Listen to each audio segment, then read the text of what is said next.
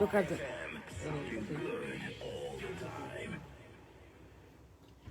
All right. Ndikuona kwanda kuvunza kuti nhasi zvakamira sei, nhasi kunei, nhasi tichaita sei, nhasi zviri kuzodini. Right. Chino chikamu chatinoti isusu zvinoyera, zvinoshamisa, zvinotyisa, zvinoda kufumurwa. Nemukomana wandinaye pano wechidiki asangana nedambudziko muupenyu hwake.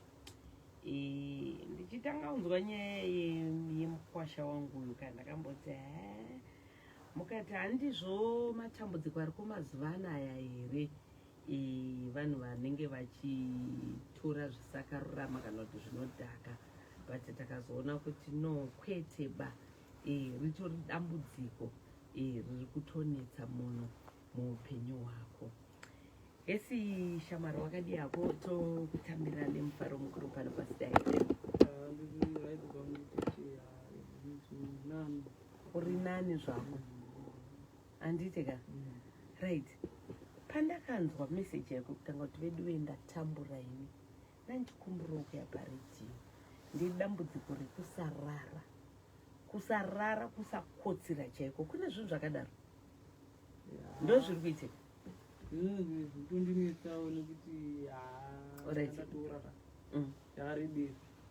Nguva yawatora yarebesa usingarari. Yarebesa zvitoti totara neni zvinhu zvanga zvatondiremirawo semwana kuti ndoitawo sei handitika ndikwanise batitoushaikotoro. Alright, okay. Right, ngatichita so ngatidzokere kumashure. Dambudziko iri ungatiudza kuti rakambotanga sei? Ngatitarise nhoroondo yeupenyu hwako. Wakakura sei? Wakakura kupi? Totarisa kubva kwekutanga tofamba nayo kusvika pazotanga dambudziko. Kukura kwangu ndakakura kumusha, ndigara namai wangu gogo. Ndikadzidza kumusha ikoko grade 6 ndikazouyawo kuHarare, ndakagara kuEfworth nemukadzi wamukomana wangu ndakagara nawo. Ndimunhu wekuti angogara nzvimbo dzakasiyana-siyana dzinongotorwa nehama. Ndatagara panzvimbo 1. Ko vabereki vari kupi? Vabereki vanga varipo, vaitogarawo kwavanonzi kuvaRimpaki, ndiko vaigara baba naamai. Ko sei vasingagari newe? Iripo ndekuti baba wangu munhu ane vakadzi vaviri, saka zoiti wacho ndoendaigara navo. Amai vangu vari kumusha, ndo mamiro anga akaita nyaya yacho.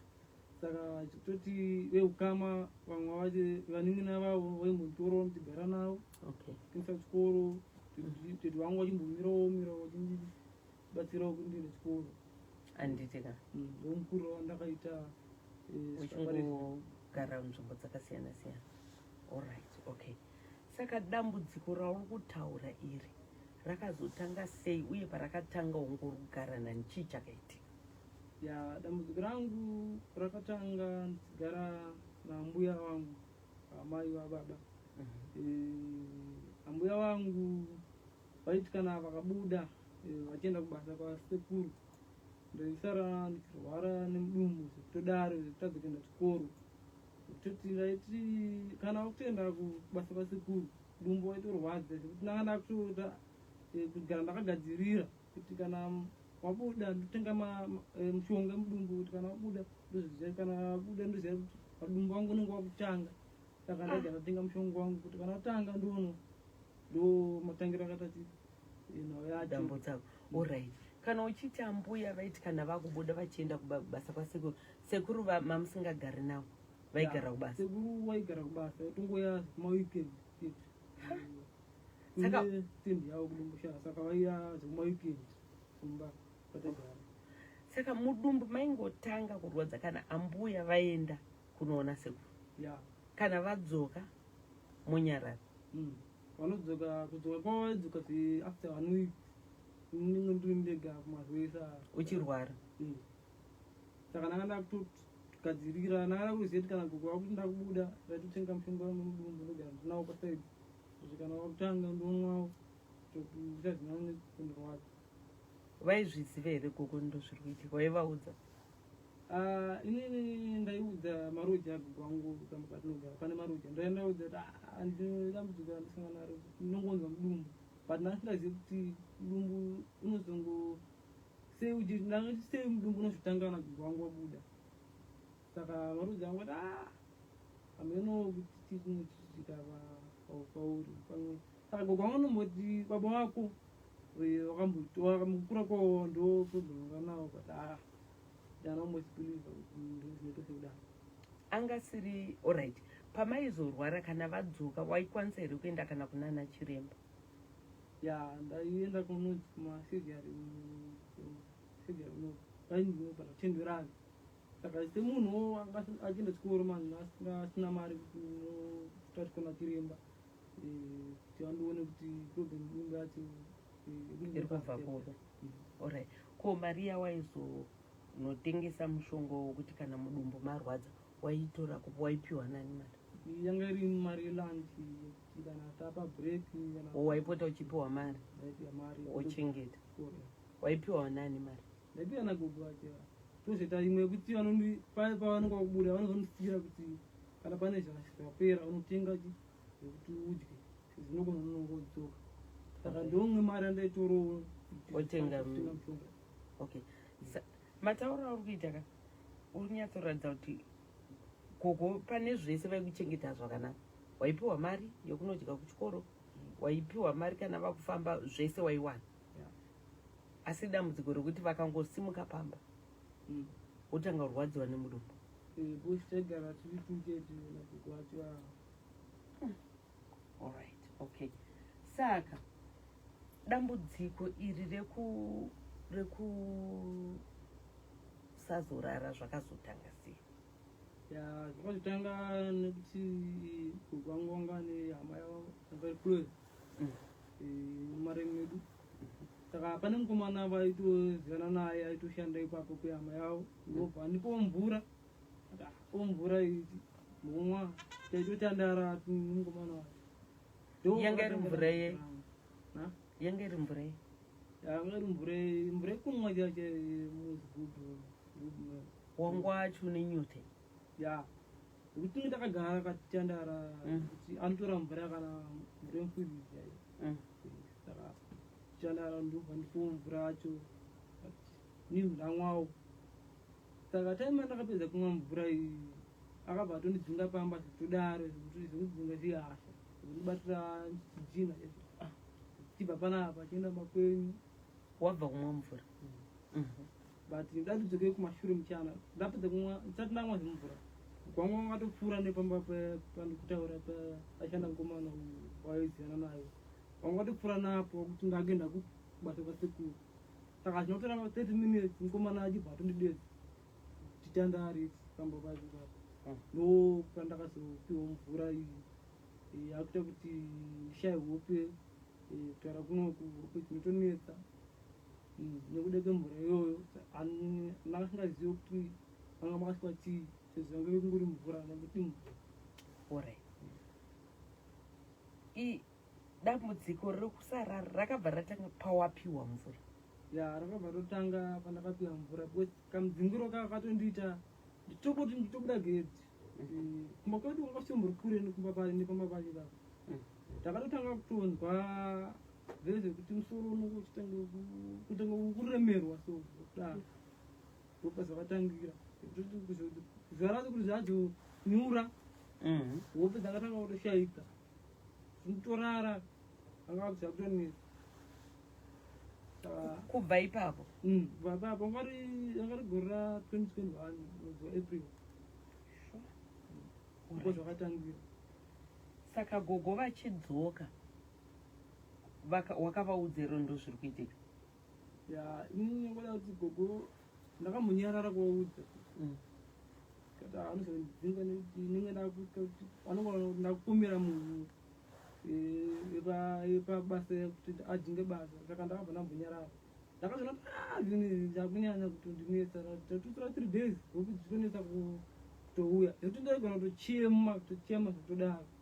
Saka ndakabva ndakati ndigare nawo pasi ndoziti gogo ndakapiwa mvura nemwana uyu anoshanda apa but mvura yakwamboenda kuchipatara ndatobva kuchipatara chekumapundo ndibva ndanopiwawo mushonga kuti pamwe kana zvinhu zvacho izvozvo zvigarisike umwe mapiritsi aya. Saka taimene umwe mapiritsi mani maoko angu aizvimba nemusoro kurakutaura ndo zvandakaudza kuti ndo challenge ndakandosangana nawo pamakaenda. Saka wakadzoka after wangakaita 1 week vari ikoko wakazodzokawo zvanga zvaitotika kare izvo. Alright. Okay. Saka kuchipatara vakati chii? Kuchipatara wakandibvunza kuti dambudziko rako hauna kutora zvinodhaka. Ngati ini hangu handidi kunyepera dokta, ini hana mutora zvinodhaka. Ndapiwa semvura kuti changa takatogarawo nomwe wangu ndakapiwa semvura. Saka taime ndakapiwa ndakapedza kumwa mvura iyoyo ndakatanga kunzwa soro kunge kurema kunza kunge dzungu. Saka ndo manzwira ndakaita zvinhu. Saka ndakada kunzwisisa kuti kana munhu achiita zvakadai so angabatsirana sei. Vachikana zvinogona kunge ari zvinogona kunge zvinhu zvinodhaka sokutaura kwavo semadokta anozivawo kuti ndopanda ndichida kubvunza kuti wakabhotora zvinodhaka here? Ini zvinodhaka handizive zvakaita sei nekuti mukura kwangu ndiri munhu anga asingabati zvinodhaka. Saka kana madrugs acho anotaura nezvavo handozive kuti akaita sei.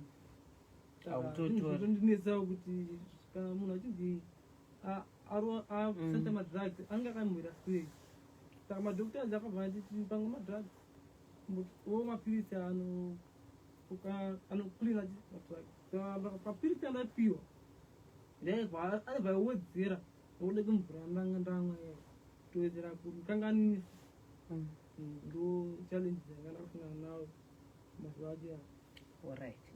Okay. Saka apa wakaramba uchigara nagogo here, chii chakazoitika? Gogo ndatogara nawo ndatopiwa mapiritsi aitomwa vachodibatsira choti ndofana kumwa maseni masikati nemanheru totedzera. But kumwa kwandaitoita kana amanheru ndaitadza kutorara nditoti ndaitochema kushaya hope. Ndoita sei kuti hope dziuye. Ndoita sei ndimaonekera ndo chiti gogo handibatsirawo hope dzikunetsa kuwana. Ndimbomwa timapiritsi achaaunofana kumwa zvina kuti totedzera. But iwo kasvika pakundicherevhedza mapiritsi aya nekuti akukanganisa. Okay, angari ndoda kutobvunza wanga usingatori ma-sleeping tablets kana mapiritsi anoita kuti munhu arare? Ndakatotengerwa nasekuru mapiritsi acho ekuti uwane hope. But mapiritsi aya aingoita same nemapiritsi andakapiwa kuchipatara. Wangoshunga koti? Aingoita sekuzvimba maoko, miri vaitanga kuchinja kutoti bhodhi yacho inoitanga iri kuzvimba nemusoro kukura. Aingoita same anga singambode mapiritsi pazvinhu zvacho. Alright. Okay. Saka kubva ipapo nanhasi aurara? Kubva ipapo 2021 kusvika pari zvino ndomunhu asingatokwanisi kunge achirara manheru. Toti kana manheru atosenguva dzinozi atotanga kudai so tori munhu toti kana torina foni kana TV nenge tori dambudziko hombe kuti ndikwanise nge ndakatarisana nezvondovaraidza kuti wangwana kuedza tichingoedza kuseni ndotanga kutoda zvekufamba zvakanyanyisa kuti kutogara pasi nokunetsa. Vamwe maraina toti kosingaseswega kugona kugara pasi basa repamba nekaite ndozongodzoka ndakada ndakada kudya ndozodzoka pamba. Ndizvandinoita manheru ega ega. Ndotoziva kuti foni yangu kana yaita moto ndotoswera hangu ndichitandara nefoni. Yapera moto sapa chaji ndotanga kuona TV tikakuedza ndikwana yakaedza hope yekuti masikati hazibati. Alright. Masikati aurari futi? saka rotaura kuti usiku haurari, masikati haurari. ya tese time dzeso handikwanisi kunge ndichirara. Alright. Okay. Wati kuchipatara wakaenda ya kudana chiremba wakavaona? ndakavaudza kati izvi hazvidi mapirisi nekuti tiri kukupa uchidzoka kuti tichaura chitemo chako kuti saka tichaona kuti dambudziko rako iri zvidi mapirisi. Alright. Okay. Saka ivo gogo vakamboedzawo here kukutsvagirawo rubatsiro besides iko kuchipatara, kana kumboendawo kana kumakiriki kana chero zvamunotenda mazviri? ya nyaya dzekuchipatara vakambotaura zvisikani haazongopirawo zvakadaro and then sikani yacho wakaitwa nombura ndamboita koenda wakatanga kuda ndisisvika kuti tiite izvo zesikani dhodha wako vasingazivi ipapo baba vangu vanga vari kuisa mazuva vati ukazofa takuendesa uku iwe vasingazivi totakauraya mwana saka tikwanise kuita izvo. Alright. Ko ivo baba havana kunzwira kuti ndo dambudziko rekusangana nemo? ya ndakavaudza foni nemameseji pawhatsapp varipo vakati ndimirire mwanangu ndichauya toona toita sei. Saka vakabva vauya ndikagara navo pasi ndikaexplainera nebhaibheri kuti vanyatsokunzwisisa kuti nyaya vakabva kuti kungoita semunhu pachina zvakaitika. Okay.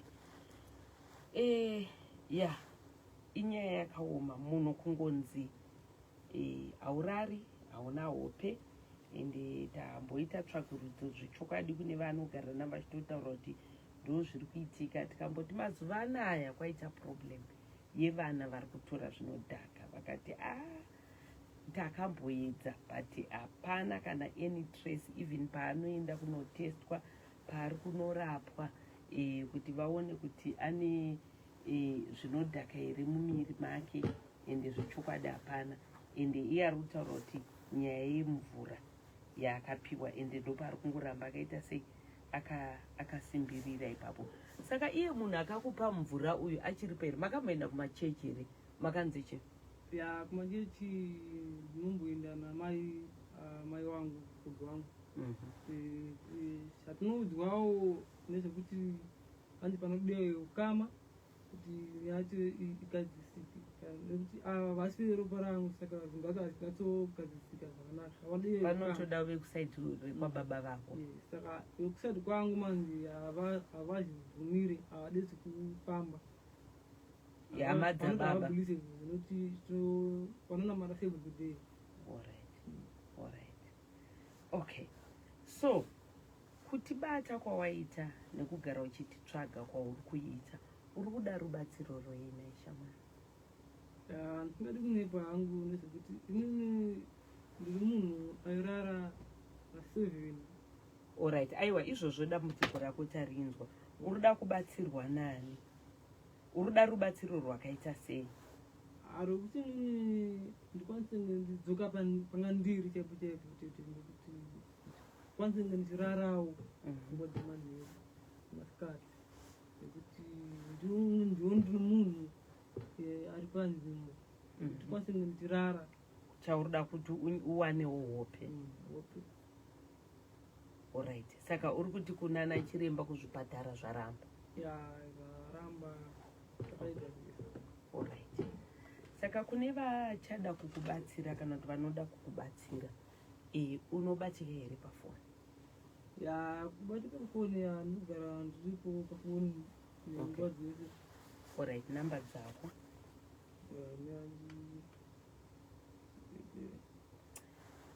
Right. Silo mfana lapha ke osakhulayo otheni usehlangane lodubo ke elokuthi ke uswela ke ubuthongo, useleminyaka efika 4 engalali. Njalo ke uthi kwaqala ngemva kokubana ke enikwe ke amanzi okunatha ngomunye umuntu wayezana logogo wakhe. Njalo ke ngaphambilini uthi ke wayesithi ehlala logogo wakhe, ugogo ngapho uhamba ukuthi ayivakatshela ke ukhulu emsebenzini lapha asebenza khona, wayesala egula lokhwana okuzwisa ke ubuhlungu. Kodwa ke futhela lapho wanika amanzi gasalali ngitsho kuba lobuthongo. So udubo oluyilo olumenzeke ukubana-ke afike lapha. Number ichi namba zangu 078 43 17 093. All right. Okay. 0784 317 093. Anditi ndokumbira umbodzima because ndotodza izvizvo vanhu vanonga kutotanga kukufonera. Ndokumbira umbodzima foni yako anditi ka 0784 317 093. Pana ari kubvunza kuti une makore mangani mubereki? Makore pari 21. 21 years. All right. Okay. Saka chikoro wakaguma pachi? Ndakagumira form 3. Form 3. Ndangada kuenda form 4. Ndo patanga dambudziko here. All right. Okay. Chii chauri kushorera? Saka haushandi, hapana kubasa kwaunoenda? Ndiri munhu wekuti akatongogarawo nekuda kwezvizvi kwedambudziko iroro. Ndinoitawo kwenu. Handitika. All right. Okay. So vari kuda kubatsira mukomana wechidiki watinaye muno. Namba dzake 0784 317 093. 0784 317 093. Hanzi kuchipatara taedza zvaramba matesti mishonga zvese ari kupiwa. Dambudziko hombe haatomborari. Tichitaurawo nevanomuziva vanogara naye zvechokwadi vachitaura kuti ndo dambudziko hombe raita sei raasagana naro. Kune vachada kubatsira anotaura kuti please handina kana chandinacho. Vachadawo kubatsira kana mungangobatsirawo pachena, ndofunga zvingaitiitira zvakanaka. Anyway, ndoda ngokutenda nekuya kwaita pachirongwa handiti ka? Ndotendawo nekuti gamuchiro kwamaita. All right. Okay. Aiwa, neso tinotenda tinoziva uye nekutarisira kuti uchawana rubatsiro handiti ka? All right. It's okay. Thank you so much. So ndo nyaya yatange tiinayo muchirongwa chedu chanasinoipa tikuti isusu zvinoyera, zvinoshamisa, zvinotyisa, zvinodaka kufumurwa. Mwana wechidiki anotaura kuti ari kurarama upenyu 4 years munhu asingakotsiri. Zvakaoma mufunge kumboedza kutora sleeping tablets, hapana, hazvisi kubatsira chino. Saka varida kubatsira momubatsirawo ka pachena. Right, takamirira kuti tinge tizobatsana nevakomana vedu vemapepanhau veTollgate Motor Spares, vanouya ivo vanosupply ma-engine spares, ma-engines, ma-suspension service kits pamwe cheteka nema-accessories. Vanoti ivo vane zvinhu zvese izvi zvemota dzemhando dzakasiyana-siyana kusanganisira ma-Honda Fit, Honda Aria X-Trail, Ranex Bubble Belter, Probox, Vitz, Rev4, Noah, Nissan Tida, Nissan March, Mazda Bongo, netype dzemamazda ese zvawo pamwe cheteka nedzimwewo mota dzemhando dzakasiyana-siyana. Tollgate Motor Spares tiri kuwanikwa panumber 30 Kaguvi Street muguta reHarare mutaundi handitika. Tiripo zvekare panumber 2 muna Robert Mugabe Road pashop number 2 handitika. Kudhuza nekuretendro uko ndo kwatinenge tiri pashop number 2 tiri muna Robert Mugabe Road. Tiriko zvekare kwagaza land muHighfields tiri pa 8633 Old Gyros Jiri Complex handitika. Kugweru tiriko zvekare. Kugweru tiri kuwanikwawo panumber 4 Akram Kona Akram and Idi Mnangagwa. Kozotiwo kukwekwe tiri pashop number 5 Nyamunda Building 4th Street mukwekwe imomo. Tine shop yedu itsva zvekare yanetsa paChegutu apo. Svikai paZM Complex pashop number 2 pari pastand number 579 muna Station Street handitika kuChegutu. Mauya ikoko munozwanira maspare parts aya nemutengo uri pasi. Kana muda kunzwa kuti munozvifambisa sei, tifonere pa 0786 852 151 0786 852 151. Chero kwamuri ikoko tinokwanisa kukunzirai maspare parts atiri kutaura nezvawo. Tinowanikwawo zvakare pamasocial media platforms ese zvawo akanzi Tollgate Motor Spares. Kune avo vashandi vehurumende munokwanisawo zvekare kutibata tokupaiwo zvamuri kuda nechikwerete chamunogona kubhadhara over 36 months, which is 3 years. Anditika uyezve vasiri civil servants, you can now get spares on credit. All you need to do is to come in a minimum group of 3 people who are from the same company in order to qualify, right? Contact number dzedu zvekare 0786 852 151. Tollgate Motor Spares, the genuine parts place.